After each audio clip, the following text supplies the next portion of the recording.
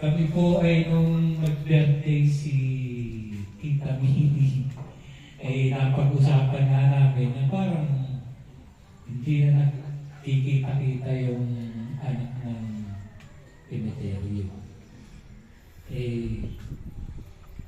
Para siguro maganda kung tayo magkakasama-sama, magkakakilala.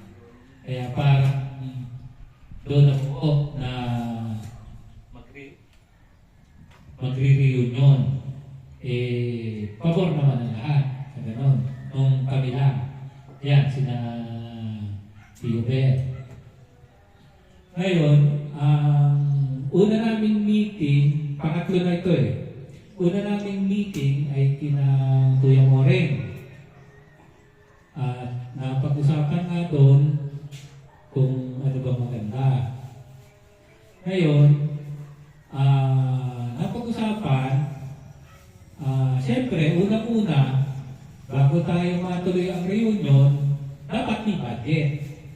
Kasi para alam natin kung saan aabot yung budget,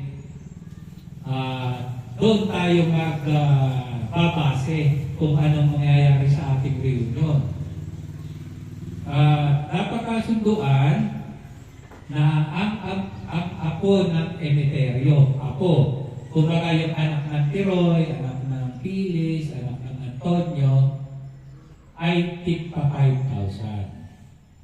Halimbawa kami, dulo, ilang pa anak ng dulo, 3, maghahati kami sa 5,000. Di parang 1,700.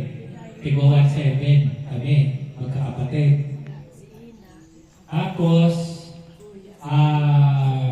yun namang katulad sa amin, yung sa Tiroy, katulad naman ni Mama Mini na wala namang anak, na parang isasama na lang kinarayan.